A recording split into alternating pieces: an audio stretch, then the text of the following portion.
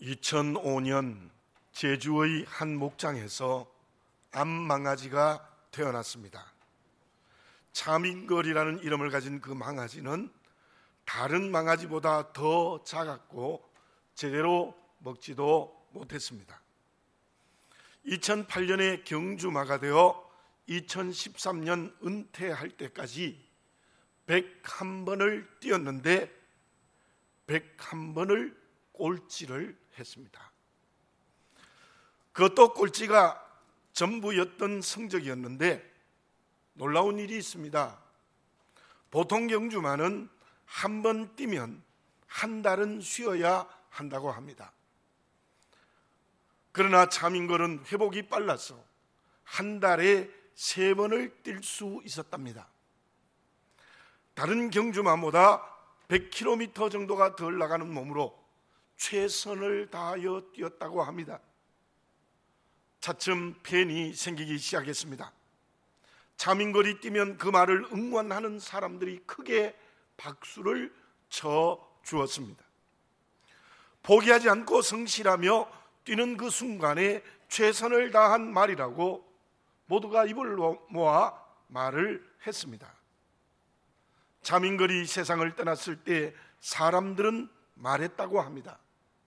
꼴찌를 면하려고 언제나 최선을 다한 말에게 큰 박수를 보낸다는 것이었습니다. 사람이 아닌 말에게도 배울 점이 있다는 생각이 들어집니다. 특히 그 말은 오늘이라는 시간에 게으르거나 잔꾀를 부리지 않았습니다. 과거의 꼴찌에 매이지도 않았습니다. 사람에게 중요한 것은 오늘에 성실해지는 것입니다. 그러기 위해서 과거의 노예가 되면 안 됩니다. 종교라고 말할 수 있는 유교나 불교나 회교는 모두 과거의 가르침을 따라가는 것입니다.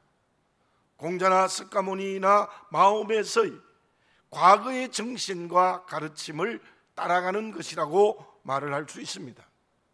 물론 기독교 신앙도 오래전의 과거에 주신 하나님의 말씀, 주님의 말씀을 오늘 순종하는 것임에 틀림이 없습니다. 그러나 믿음의 길에 있어서 참으로 중요한 것이 있습니다. 오늘 본문의 말씀 14절에 이러한 말씀이 있습니다. 하나님이 모세에게 이르시되 나는 스스로 있는 자이니라. 또 이르시되 너는 이스라엘 자손에게 이같이 이르기를 스스로 있는 자가 나를 너희에게 보내셨다 하라. 모세가 하나님의 이름을 질문했을 때 하나님이 대답하신 것입니다. 하나님의 이름이 무엇이냐? 스스로 있는 자입니다. 하나님의 이름이 스스로 있는 자란 말에 많은 영어 번역 가운데 이런 번역도 있습니다. I am that I am. 요한계시록 22장 13절에 이러한 말씀이 있습니다. 나는 알파와 오메가요 처음과 마지막이요 시작과 마침이라. 스스로 있는 자는 무엇 혹은 누구에 의해서 만드는 존재가 아니라는 겁니다. 영원 전부터 영원까지 스스로 살아계신 하나님이십니다. 다시 말씀드리면 그 아버지 하나님은 오늘 나에게 어떤 분이십니까? 오늘 지금 현재 살아계신 하나님의 아버지입니다. 하나님 아버지는 저와 여러분들의 언제나 지금 살아서 역사하시는 주인이십니다. 보네퍼는 이런 말을 했습니다. 하나님은 현재의 하나님이시다. 모르드게와 에스더는 어떻게 하만의 권력을 이기고 동족을 살릴 수 있었습니까? 지금 살아서 역사하시는 하나님을 믿고 행동했습니다. 그래서 죽으면 죽으리라는 믿음의 결단을 한 것이죠. 그 하나님은 그때 역사하셔서 이스라엘 민족을 살려 주었습니다. 그러나 하만은 자기 권력의 노예가 되어졌습니다. 모르드게와의 개인적인 감정 때문에 이스라엘 백성들을 멸절시키려고 했습니다. 지금 살아계신 하나님은 그 하만을 심판하셨습니다. 과거에 은혜를 주신 분이 하나님이십니다. 미래에 주실 은혜도 하나님이 주십니다. 그러나 우리에게 참으로 중요한 것은 그 하나님 아버지는 지금 살아서 역사하시는 오늘의 아버지이시라는 것입니다. 저와 여러분, 내 아버지 하나님은 지금 오늘 현재 내게 살아서 역사하시는 분임을 믿으시기 바라겠습니다. 그 하나님을 눈을 열고 보시기를 바라겠습니다. 그때 그 사람이 제대로 된 믿음의 길을 걸어가는 그리스도인입니다. 그리고 그 사람은 모세처럼 하나님이 반드시 사명의 그릇으로 써주신다는 것입니다. 그러면 오늘 살아계신 하나님은 우리에게 무엇을 하고 계십니까? 살아계신 하나님의 역사가 구체적으로 무엇입니까? 한 초등학교에서 있었던 일입니다. 조금 모자라는 아이가 있었습니다. 선생님이 질문할 때마다 무조건 손을 듭니다. 대부분 답이 틀리니 아이들이 그 아이를 보고 바보라고 놀렸습니다. 선생님이 그것을 알고 그 아이에게 이렇게 말했습니다. 내가 정말 알면 왼손을 들고, 근데 모르는데도 무조건 손 들고 싶으면 오른손을 들면 어떨까? 예, 선생님, 그렇게 할게요. 선생님과 아이가 손가락을 걸고 약속했습니다. 그 약속이 지켜지자 그 아이는 선생님의 질문에 모두 정답을 말했습니다. 그러자 친구들에게 놀림을 당하지 않았고 점점 더 자신감을 가지고 공부하게 되어져서 모자랐지만 나중에는 우수한 모범생이 되었다는 것입니다. 선생님의 배려가 아름답습니다.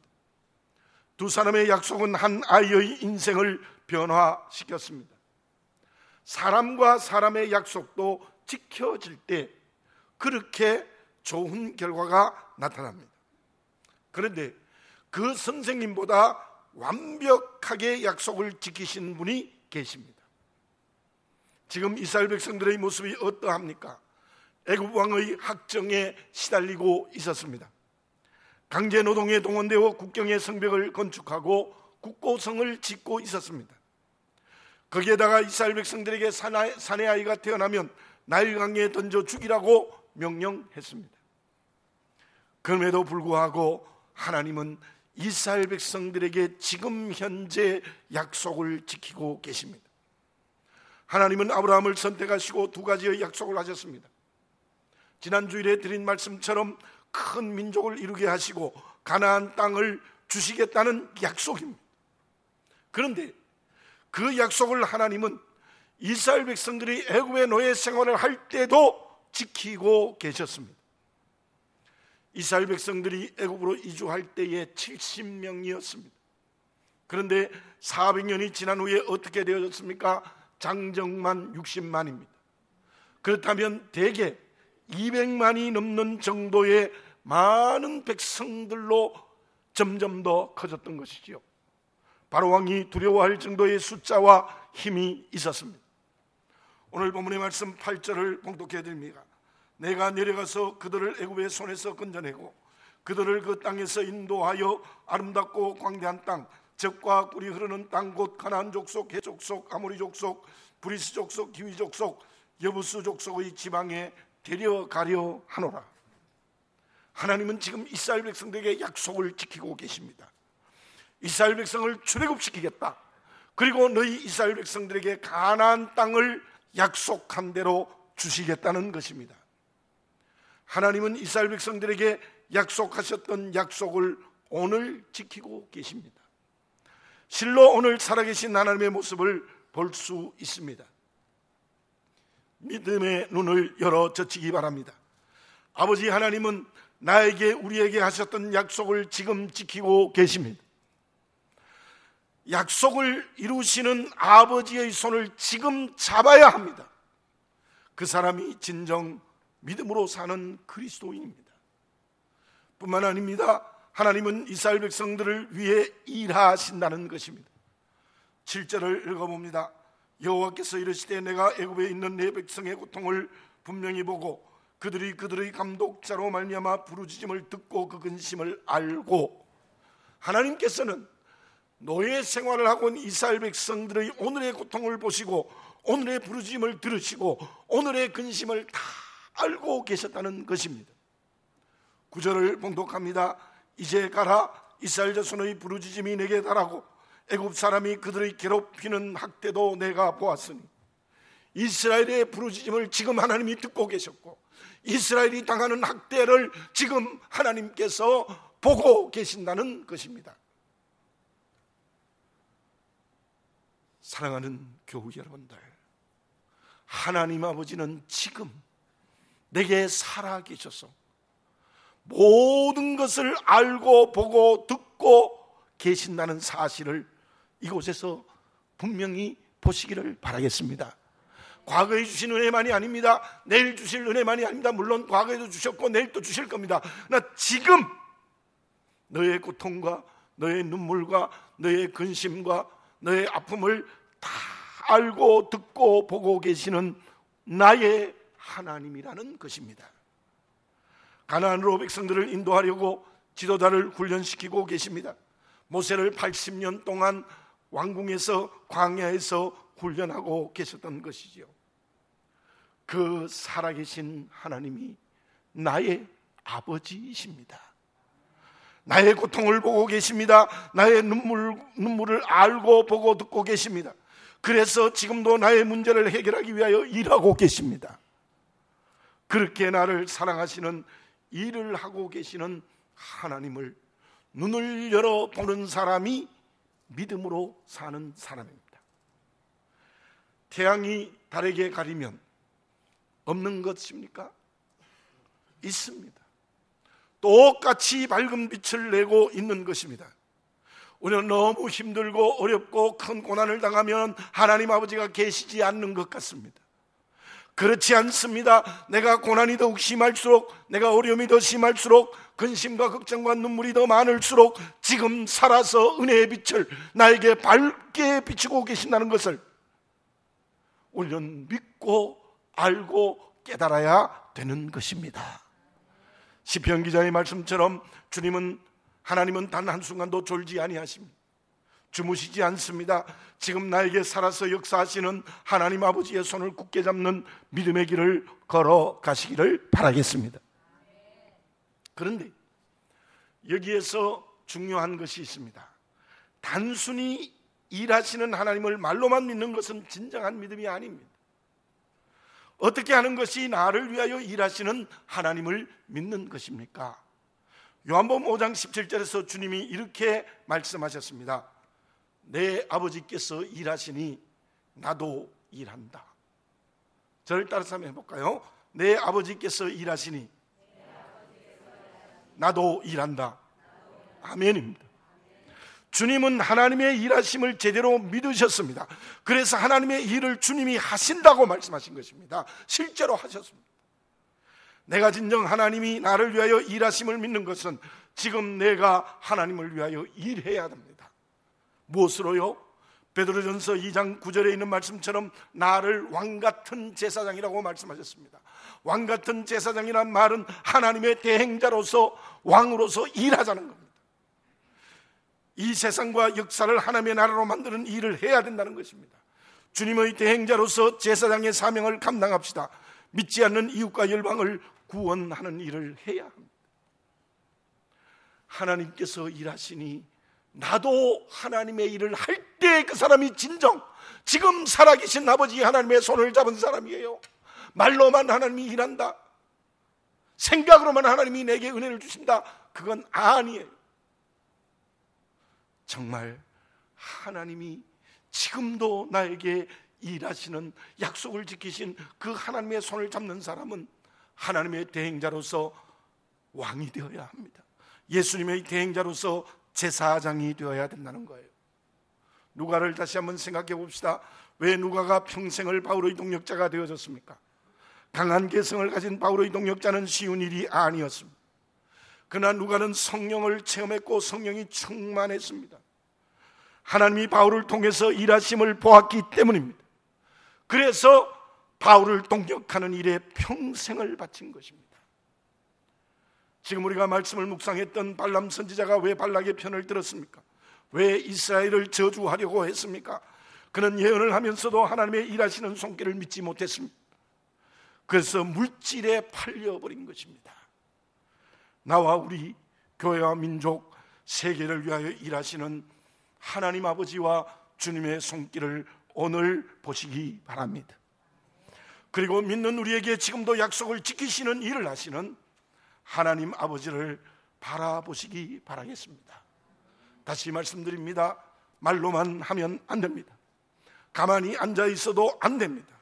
일어나서 하나님이 임명하신 왕 같은 제사장으로 혼신의 힘을 다하여 열정을 가지고 모세처럼 일을 해야 한다는 것입니다.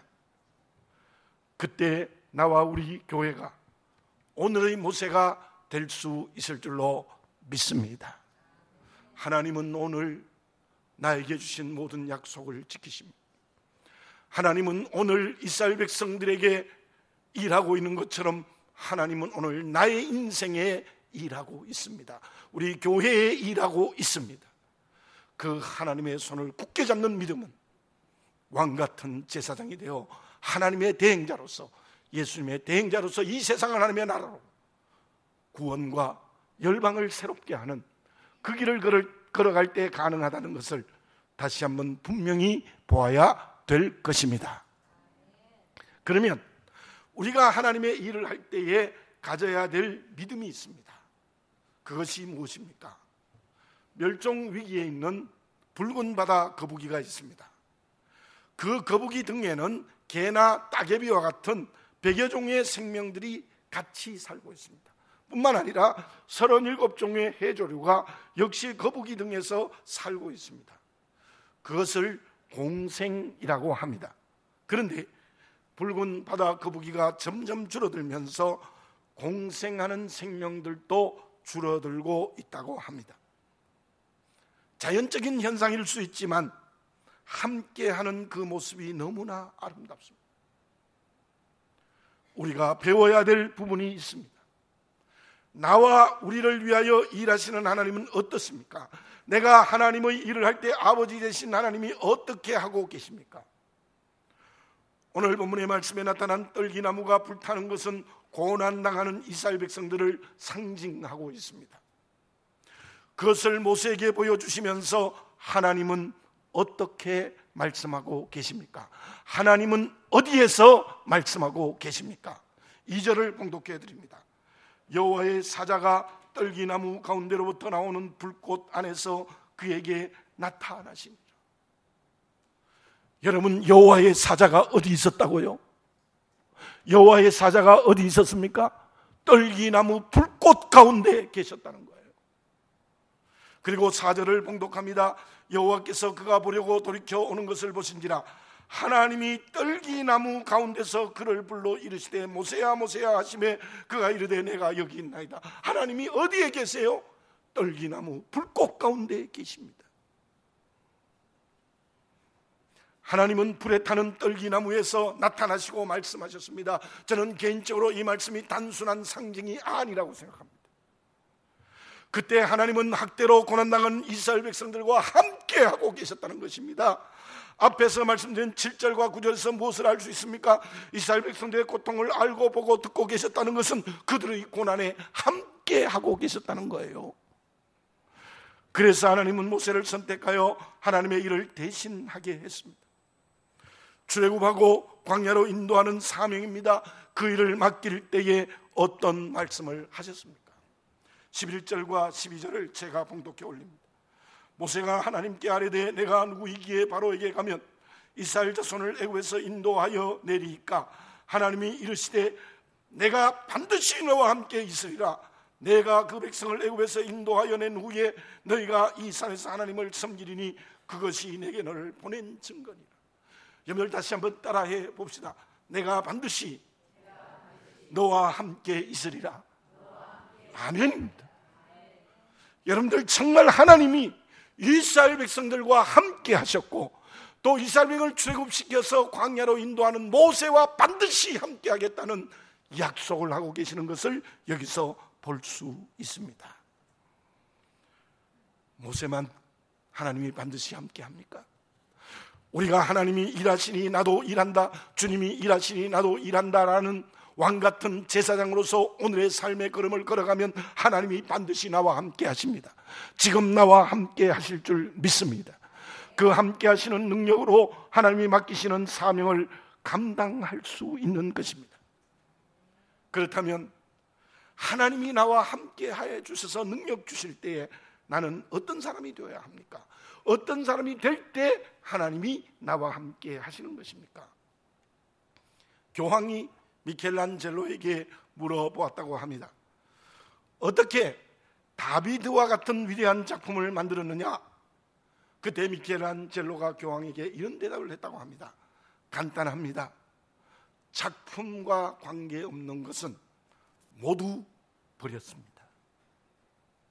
하나님이 나와 함께 하셔서 능력 주실 때 결단해야 될 것이 있습니다. 본문의 말씀 5절을 봉독해 드립니다. 하나님이 이르시되 이리로 가까이 오지 말라. 내가 선 곳은 거룩한 땅이니 내 발에서 신을 벗어라. 내가 선 곳은 거룩한 땅이니 내 발에서 신을 벗어라. 발에서 신을 벗어버리는 것은 누구를 말합니까? 종을 말하는 겁니다. 종을 말하는 겁니다. 그 당시 신을 벗었다는 것은 종이 된다는 의미입니다. 종이 누구입니까? 모든 것이 주인의 것입니다. 내 것은 아무것도 없습니다. 내 생명도 주인의 것입니다. 자녀도 주인의 것입니다. 전부 주인의 것인 사람이 종입니다.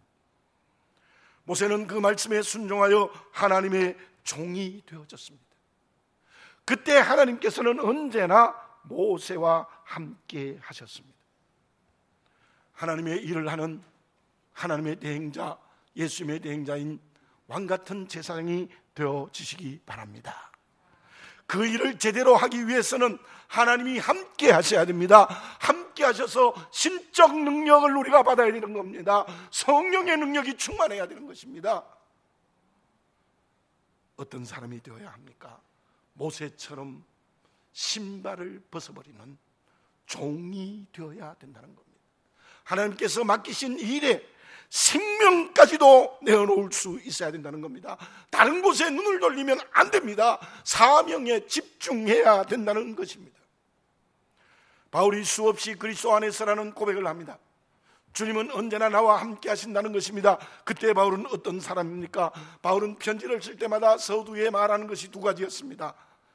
예수 그리스도의 종된 나 바울은, 예수 그리스도의 사도된 내 바울은, 종과 사도. 바울은 끊임없이 그런 고백을 합니다. 나는 주님의 종이다. 그리고 주님이 보낸 사도라는 겁니다. 그 바울이 얼마나 왕같은 제사장으로 일을 했습니까? 교회를 세우고 많은 사람을 구원할 수 있었던 것이죠. 데마의 탈락은 종이 되지 못했기 때문입니다. 그래서 세상이 그리웠고 결국 사명의 길을 버리고 세상으로 가버렸던 것입니다. 이 말씀을 준비하면서 저는 스스로 질문해 보았습니다. 너는 목회자로서 목회의 길을 걸어가면서 진정 하나님의 종이 되어 있느냐?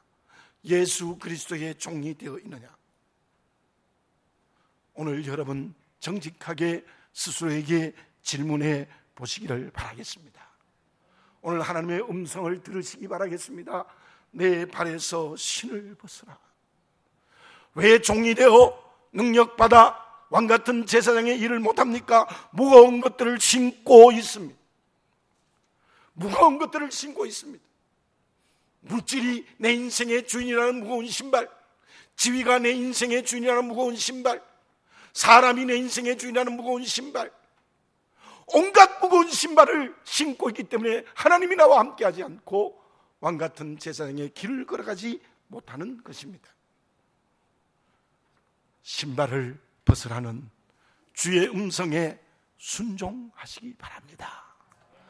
그때 하나님께서는 우리에게 능력 주시어서 하나님의 대행자로서의 왕, 주님의 대행자로서의 제사장이 되어 하나님의 일, 주님의 일을 잘 감당하는 모세와 같은 생명이 넘치는 주의 그릇이 될 수 있을 줄로 믿습니다. 결과는 어떻게 되어졌습니까? 하나님의 종이 되었던 모세, 그는 하나님의 능력을 받습니다. 그 능력으로 10가지 재앙을 내려 이스라엘을 출애굽시킵니다. 홍해를 육지처럼 건너게 하고 반석에서 물을 내는 역사도 일으킵니다. 모압 평지까지 40년을 이스라엘 백성을 인도하는 사명을 감당합니다. 그리고 후계자인 여호수아에게 그 사명을 넘겨주고 그 여호수아를 통해서 마침내 하나님의 약속인 가나안 땅을 정복하게 되는 것입니다. 신발을 벗는 하나님의 종이 됩시다. 그때 아버지께서 나에게 하나님의 능력으로 함께해 주실 줄 믿습니다. 그때 우리는 왕이 되어 이 세상을 하나님의 나라로 만들 것입니다. 그때 우리는 주님의 대행자인 제사장이 되어 사람을 구원하게 하실 것입니다. 주님은 마태복음 28장 20절에서 이렇게 오늘 우리에게 말씀하십니다. 내가 세상 끝날까지 너희와 항상 함께 있으리라. 내가 세상 끝날까지 너희와 항상 함께 있으리라. 함께 하시는 성부, 성자, 성령의 큰 능력을 받기 위하여 예수님의 하나님의 신발을 벗는 종이 되어 주시기를 바라겠습니다. 그때 주시는 능력으로 이 세상을 하나님의 나라로 변화시키는 하나님의 대행자, 예수님의 대행자인 왕같은 제사장이 될 수 있을 줄로 믿습니다. 기도드리겠습니다. 사랑하는 아버지 하나님, 내 자신을 보게 해 주시옵소서.